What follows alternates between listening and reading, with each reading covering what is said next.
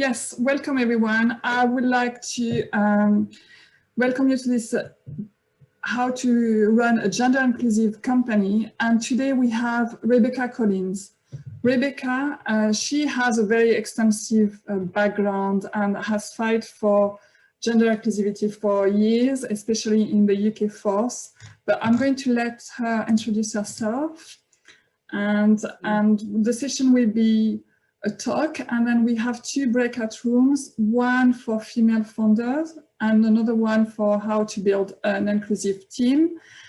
We're going to try today for you to choose your room. I will let you know how to do that later on. And if you can't, I will be here to help you. Thank you. Over to you, Wonderful. Rebecca. Thank you, Sylvie. Hello, everybody. It's really lovely to be here. So nice to see that we've got lots of guys on the call as well. So just to absolutely 100% reassure you, this is not going to be a man bashing session. So hopefully that's reassuring. So yeah, I'm Rebecca Collins, Becky, anything you like really, pretty much answer to many things. I had a very interesting boss for a number of years who called me Debbie because he felt I looked more like a Debbie than a Rebecca, so I answered to that. So as Sylvie said, I actually own my own training and consultancy business now. So I've been doing that for 10 years. So we do leadership development training, coaching and mentoring, and I do quite a lot of organisational redesign consultancy work. But before that, and I do work around equality and diversity still. But before that, I worked for West Yorkshire Police here in the UK. So West Yorkshire is the 4th biggest police force in the country, and for reasons that are far too complicated to explain in an hour, my last job with the police service was the head of equality, diversity and inclusion. So I started off being given the remit of dealing with all the statutory compliance following the Stephen Lawrence murder and subsequent inquiry. So some of you may be familiar with that. Stephen Lawrence was a 19-year-old man who was murdered in London, and the subsequent appalling police investigation, which was just not adequate or appropriate in any size, shape or form, led to an independent inquiry called the Macpherson Review and then the Macpherson Report. It led to claims of institutional racism in the UK Police Service, and I started off being responsible for making the force statutorily compliant with that, and then subsequently as gender and disability, and then all of the general duties came on, and that became my world really. So I've spent a lot of time working across the whole of the equality, diversity and inclusion agenda, but had a big passion for working with women and women's empowerment within the police service. And a very interesting phenomenon that we saw in the police service, which was that women got to a certain level, normally mid-level management, and then to get beyond that, the people who got beyond that mid-level police inspector type level were very much of a type, and that type was more like the boys than the boys. So it was almost as if to get to a point beyond mid-management, you almost had to pretend or lose or never have had anything that could possibly have been considered female attributes and traits. So I spent a lot of time looking and working both locally and nationally around what was happening there. So some of that will feed into today. As I say, I left in 2011 and have been working across lots of organisations in lots of different spaces, do a lot of leadership development, a lot of coaching and mentoring of female leaders as well, and men, and people from all sorts of different backgrounds, and people who aren't leaders as well. I do a lot of charity work and work with in the community. So yeah, so a really good sort of range of experiences. I've messed up many times, and I'm sure that as and when it comes to it, I will be sharing with you some of the tales of where I've messed up as well. So happy to share the pitfalls. Okay, so as everybody, can everybody see the screen okay? I've got a screen share on, so. Yes, it's fine. Yeah. Wonderful. So obviously it's a little while now since I was talking to Sylvie about what today would look like and what the agenda would be. And obviously we've only got an hour, so it'll be a little bit of a whistle-stop tour, particularly as we've got some breakout rooms that are going to happen at the end as well. So there'll be a lot of information in a relatively short space of time. But I was thinking about, well, what are we going to do, and what are we going to look at, and how are we going to, how am I going to deliver this today? And as that was happening, I had my slides all planned.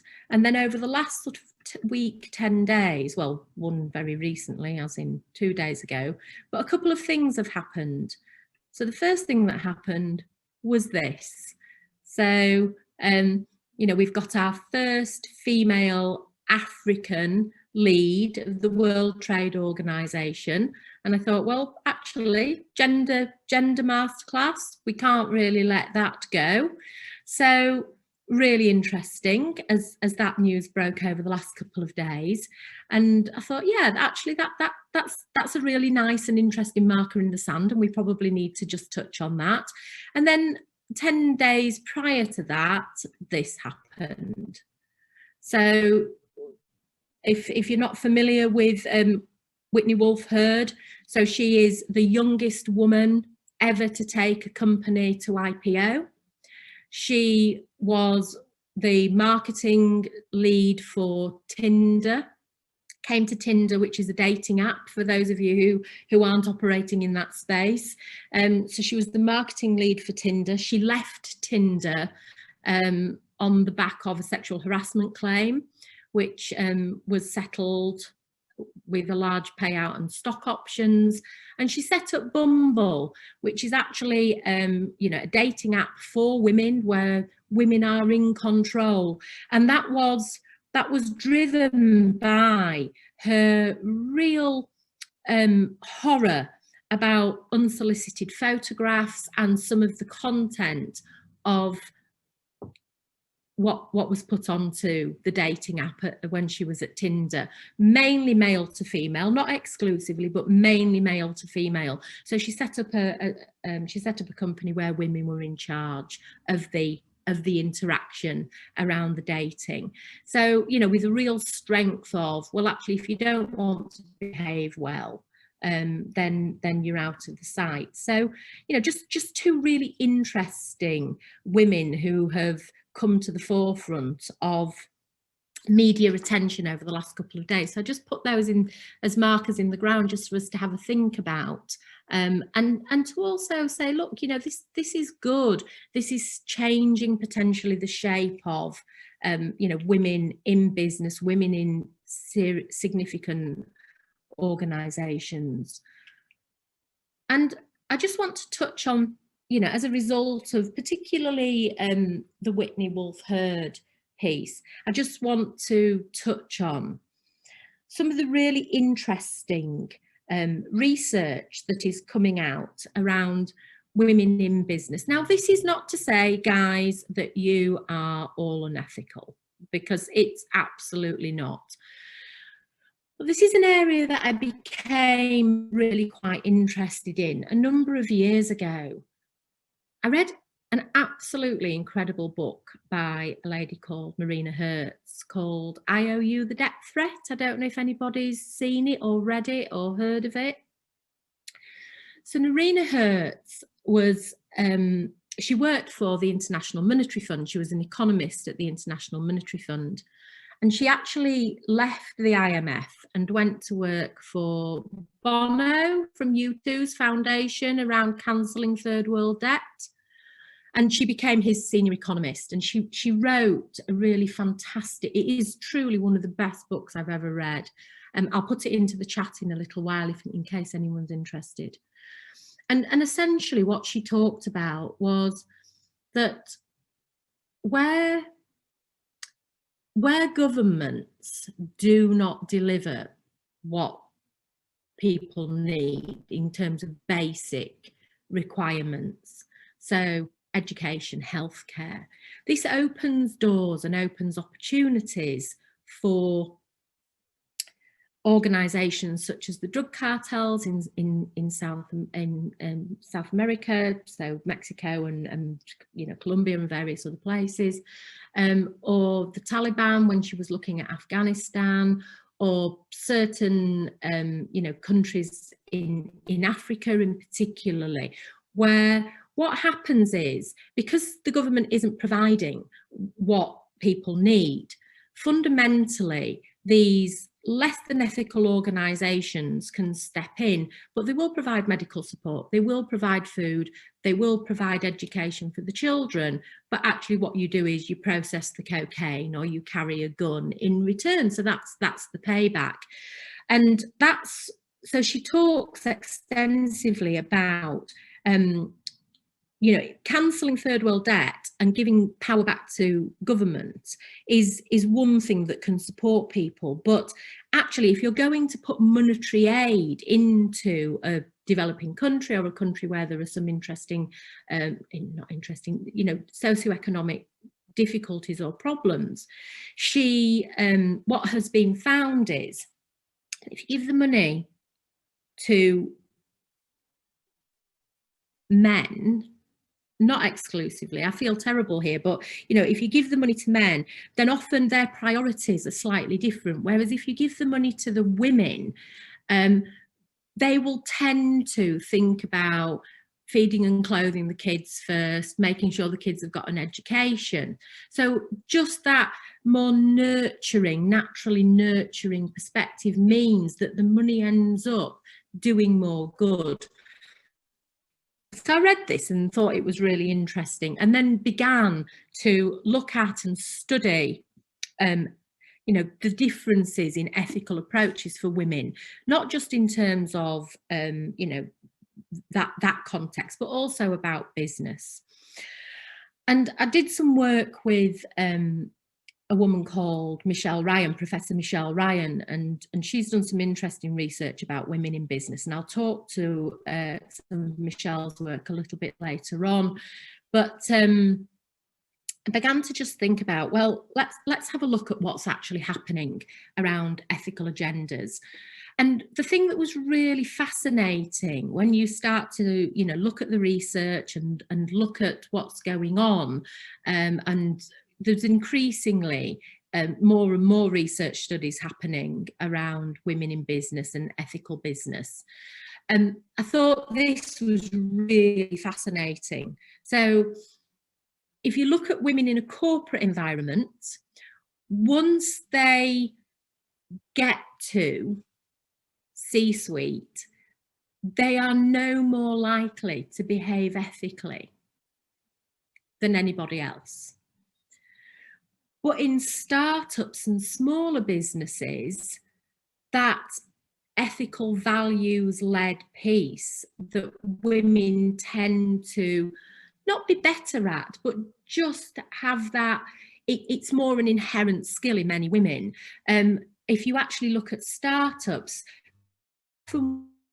step out of a corporate environment or startup because of an ethical or a sustainability or a community-based desire, then actually the values tend to stay within the organisation. There's quite a few research studies around this. I thought it was really fascinating that actually in that corporate environment, not so much, but when it's a smaller organisation or their organisation or where they've been part of the founding of it, definitely hangs on to that. And there's lots of really interesting research as well around that I can share with you. I haven't particularly gone into it here, but also around some of the reasons why female startups don't always necessarily tend to fly in the same way that a male startup might. And there's a lot more reluctance among women to take loans or to take equity funding.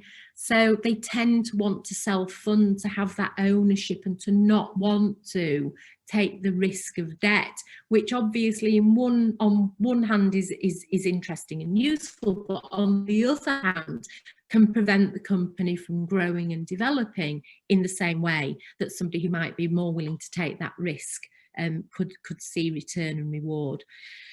But I thought this piece at the bottom was really interesting, that third sort of paragraph.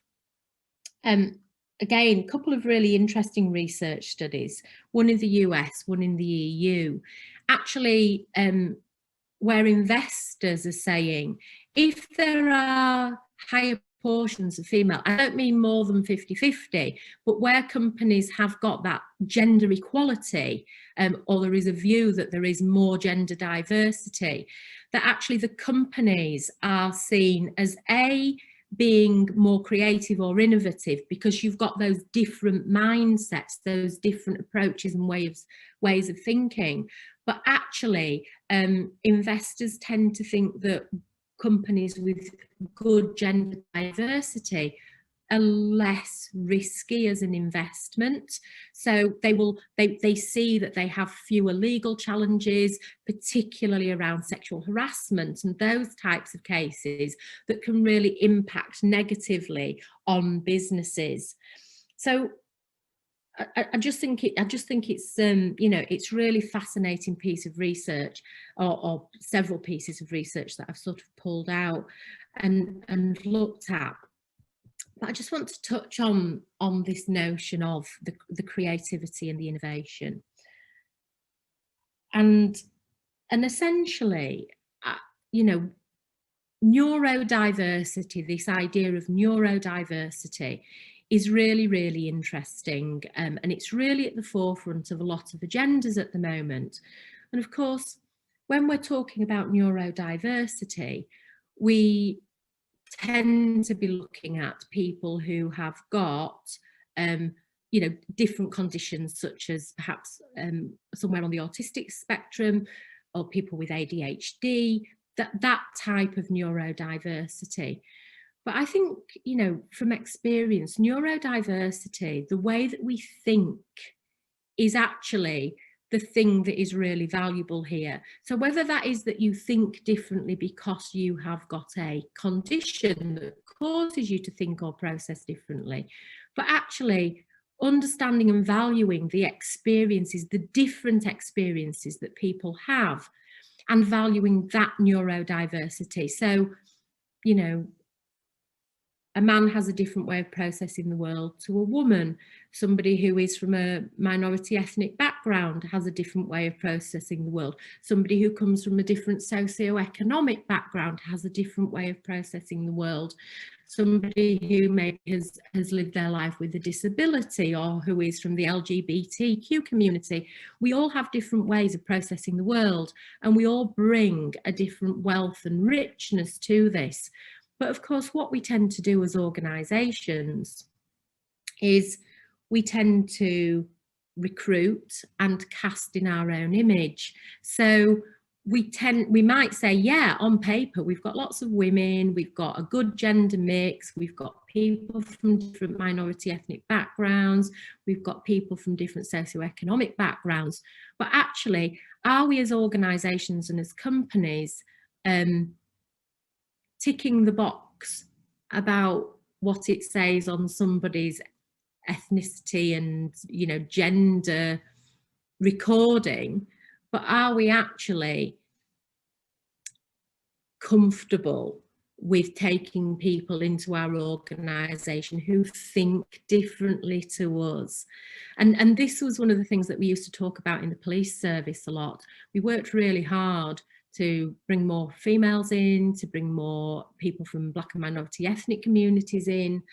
And then what we did was we sent them all away to the same training school for nearly a year. we taught them all to think exactly the same and knocked out of them all of that independent thought that they actually brought to the party. And so I think it's a really interesting challenge for businesses when we start to look at, well, how are we bringing people into our organisation? How are we creating diverse companies and diverse teams? It's not enough for people to look and feel slightly different. We need to make sure that what we're doing is we're actually really celebrating the fact that they might challenge us, that they might process that information differently, that they might actually apply a different type of logic or a different worldview to whatever it is that we're doing. And how do we support and encourage that rather than saying, no, that's not the way that we do things around here? I'll pause for some questions in a moment, but I'm working with somebody at the minute, really wonderful lady she's called Karen. Very, very senior woman working in the insurance sector in the City of London. And she's worked really hard around building diverse boards in the company that she works in. And what she has actually found, and what we talk about a lot, but again, she's working in insurance. So what she finds is that by having a diverse board and a truly diverse board where people's thought processes are valued, that they're finding that they're having really incredible results in terms of being able to look at potential risk, because different people with different experiences see things differently, and therefore they're actually being able to manage and mitigate organisational risk much more comprehensively, because they have truly encouraged people who challenge the organisational status quo. So it's just an interesting, nuanced piece to think about. Has anybody got any questions so far? Christopher? Sorry, yes, the book you said, I Owe You the Debt by Marina Hearn. Yeah, The Debt Threat. I Owe You the Debt Threat. Yeah. It's fantastic. I'll pop it into the chat. Thank you. Yeah. Cool. Okay. So I guess what you've said has been really interesting to me. Good. And I think it's it's somebody said, is diversity more important than climate change? And I can understand why that might be the case, actually. But what I was just wondering here was that you made a lot of references here, and I don't know if you're going to give us sort of sources or reading material. It's one thing to hear things that make sense, but it's another thing to be able to convince people without wishing you to put a whole load of footnotes and references. Just sort of give us a sense of. I'll make sure. The lady you just spoke to about who's in insurance. It's a really interesting point that it actually helps everybody if you have a more sensible board or a more diverse board. Yeah, and I think it is definitely would be really interesting to refer to when I. Of course. In the rail business, it's a big challenge. Even having 4 daughters, it's a big challenge to convince people of what you're saying, even though it's completely stark staringly obvious to most of us. Yeah. The sources would be a really helpful thing to have. No, that's absolutely fine. I'll make sure that all the sources come through to Sylvie for onward distribution at the end of this. So yeah, no worries at all. Okay.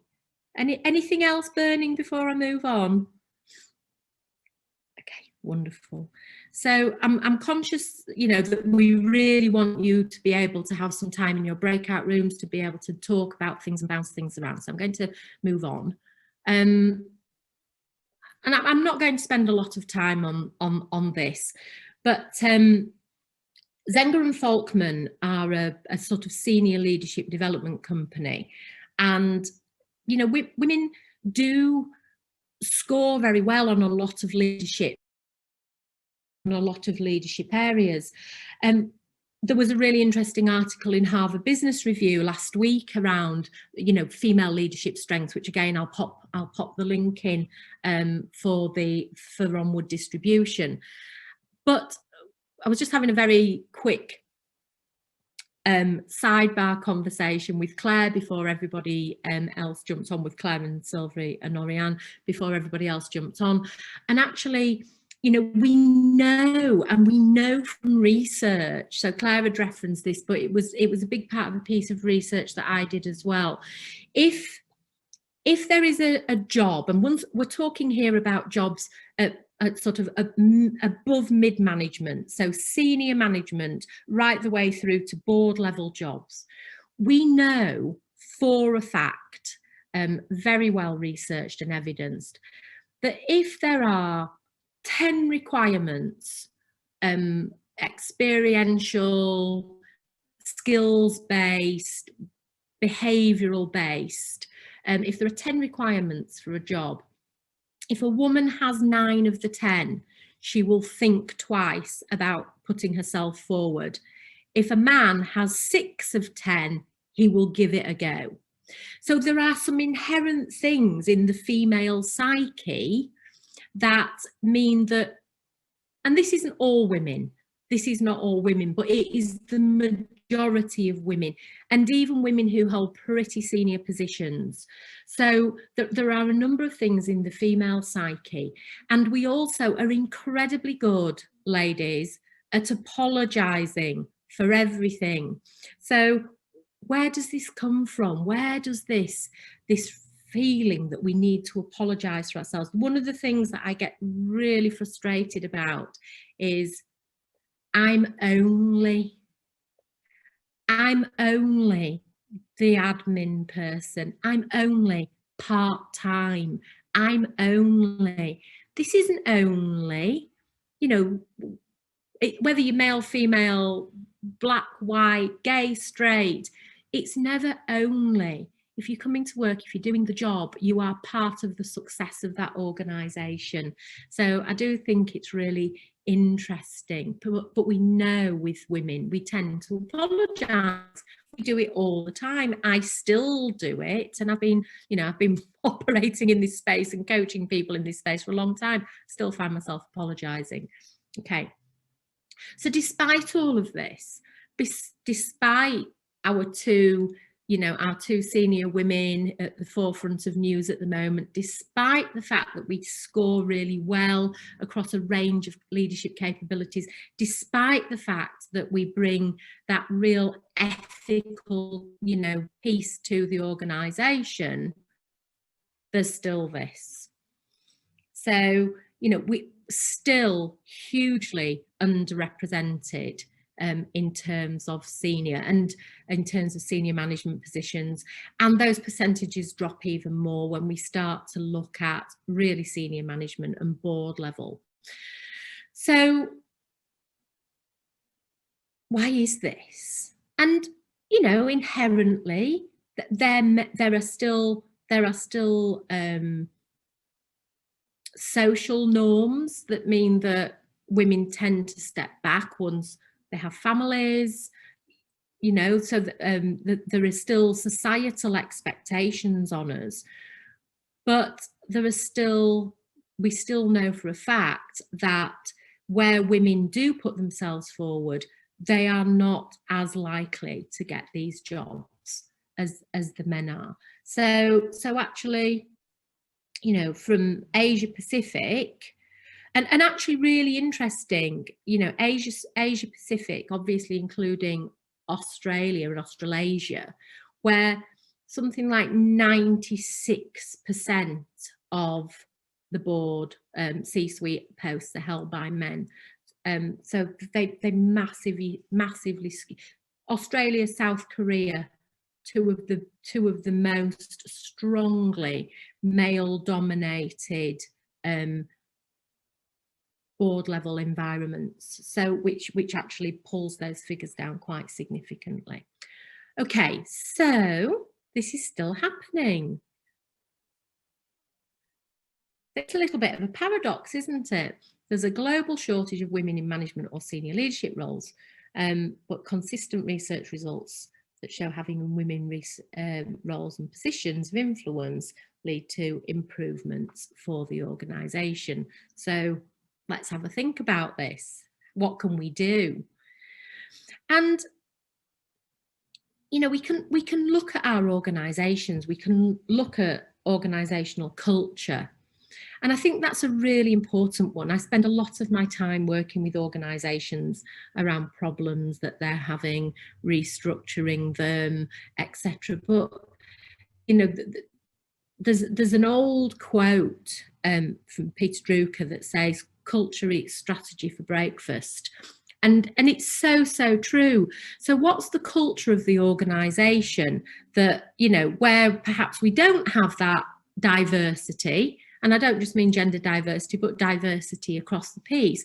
You know, what's the culture of the organisation? What's driving this? Because often culture isn't something that we, you know, overtly notice. And actually, you know, there's organisational culture, and then sometimes, ladies, we are our own worst enemies.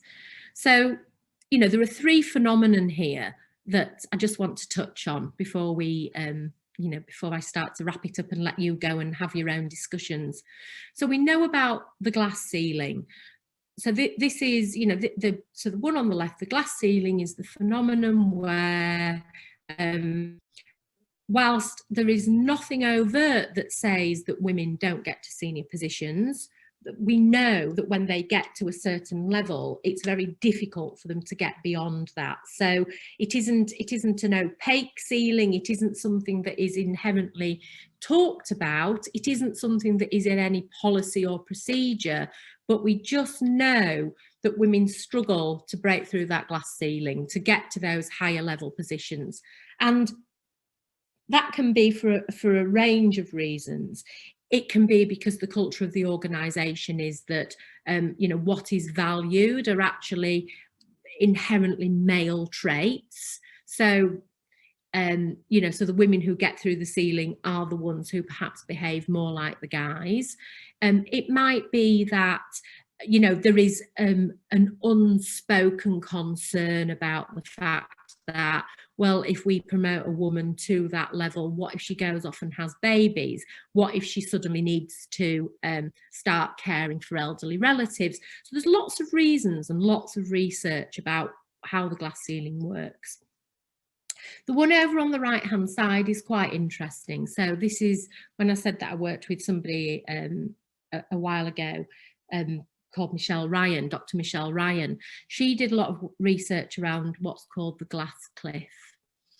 And the glass cliff is where women are put into high risk turnaround roles. So that can be high risk organisational turnaround roles, or it can be high risk departmental or team turnaround roles. It can happen at lots of different levels. But the phenomenon of the glass cliff is that if the woman fails, then they're either seen as being more expendable or, oh, well, you know, we put a woman in there and that really wasn't the right thing to do. But if she flies, then the organisation can actually take responsibility of, well, actually, we knew she was the right person. So this notion of women are seen as being actually more expendable, so we put them into the high risk strategy areas, and again, that's quite an interesting one.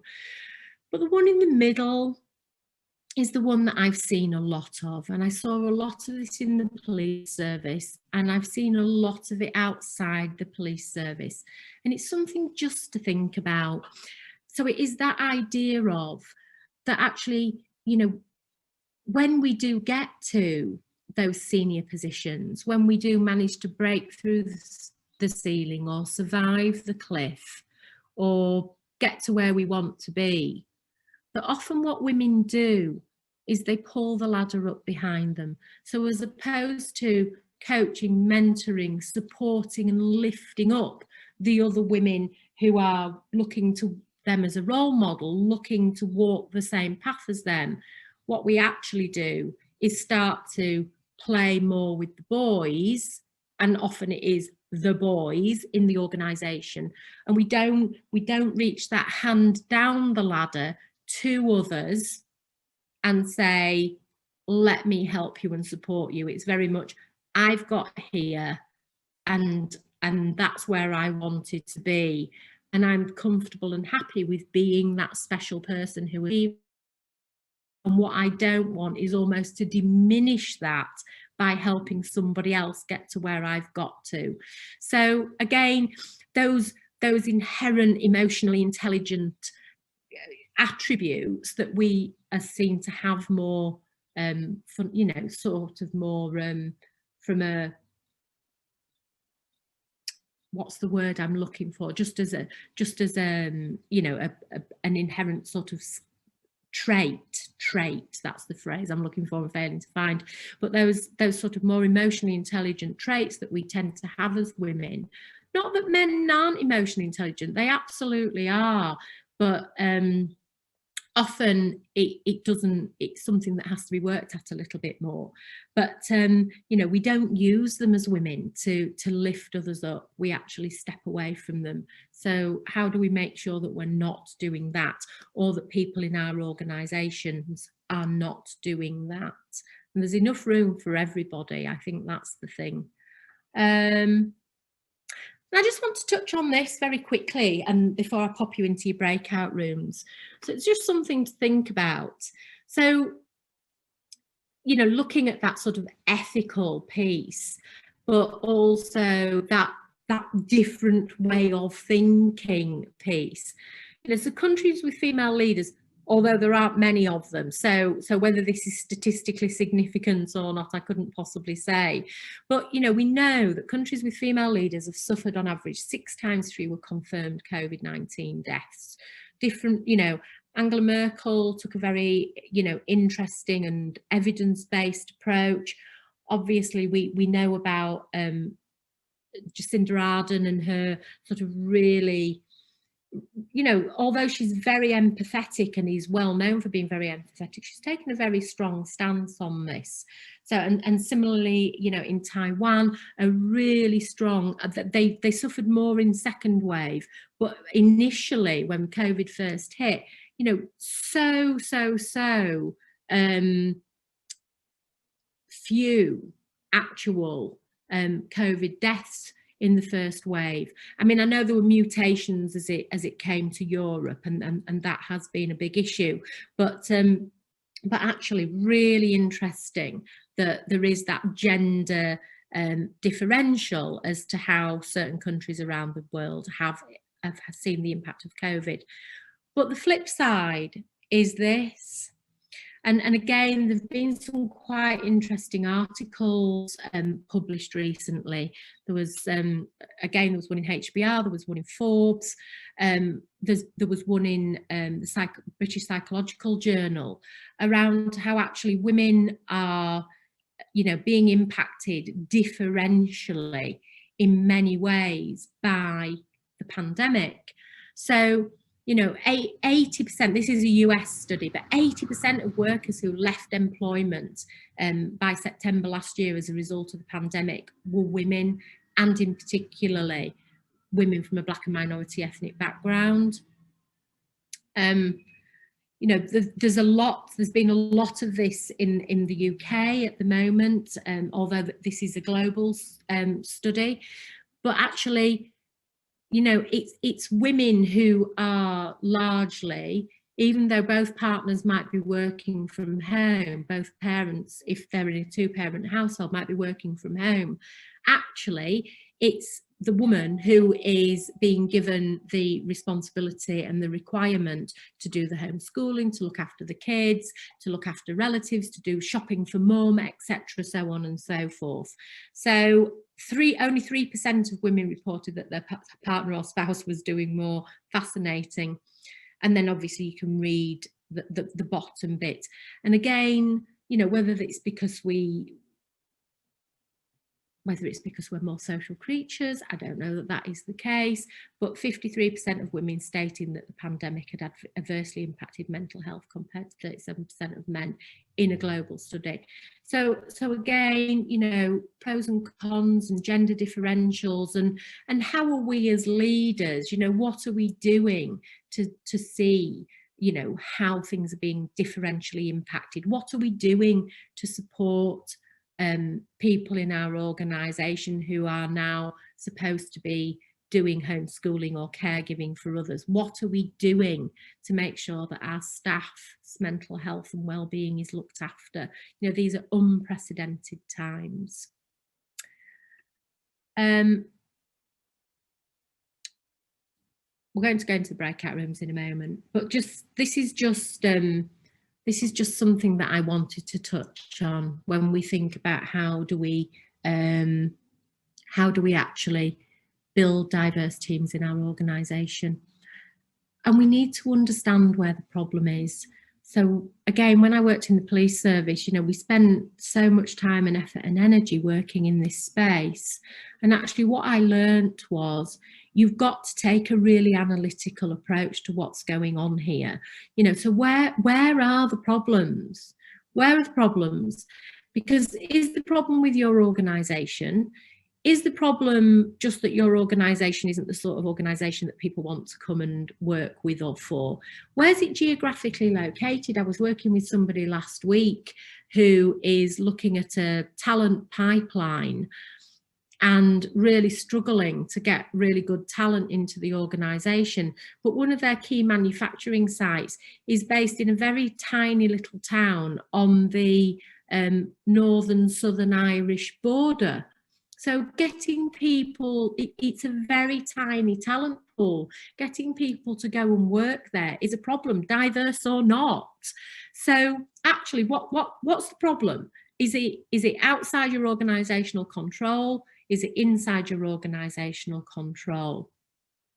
You know, is it geography? Is it culture? Is it about the way that people think about the organisation? Is it your legacy? Is it your history? All of those things, you know, and within the, you know, is it getting people in through the front door? Is it keeping them once they're in the through the front door? Is it getting them into specialisms within your organisation? Is it progressing them through the organisation? Where do the problems occur? You really need to understand that. And then you need to try to think about, you know, why might that be? An unconscious bias is a really interesting one. You know, that whole piece around the number of guys that I know who own their own businesses who say, well, you'd never write it down in a policy anywhere, but, you know, I would never employ a woman of childbearing age because I'm a tiny little company. And if they are not here, then actually that causes me a massive problem. And, you know, so is this something that is inherent, or is it something that is an unwritten rule of the organisation? And if so, can you do anything about that? And then, you know, actually looking at research-based solutions. We do lots of lovely things in organisations. We might do mentoring. We might do things like resume blinding. So where we don't actually put the name, age, gender, ethnicity of the people who are applying for jobs. So all they have is the resume. We might do bias training, but we tend to do lots of things at the same time. So it's very difficult sometimes organisationally to know what's working, because is it one thing? Is it a combination of all the things? So it's that whole thing about just keeping testing, looking at your results and changing one variable, but knowing that to make this difference, you might be going to have, you know, if you're having significant struggles and challenges here and you've looked at all the sensible, logical stuff, if there's no problem with the pipeline, if, you know, if you're doing lots of lovely supportive pieces of work, it's probably the culture of the organisation. So we need to be prepared to rethink the organisation. We've got to, you know, to use that horrible cliched adage, we've got to walk the walk and not just talk the talk. Okay, so I've thrown lots and lots and lots of things there for you. And I think it's probably time that we handed over and allowed you to talk this through. There's a few of us who are going to be in supporting the breakout room, so if you've got any questions or you want us to add to the narrative, then we certainly can do that. But I think it's over to you to have a conversation and to mull any of this over, and myself and Claire and Sylvie will be jumping in and out and of the breakout rooms and helping and supporting. Sylvie, over to you. So there are two rooms. Yeah. So yes, thank you very much, Rebecca. I could have listened to you for hours, but yeah, let's go into breakout rooms now.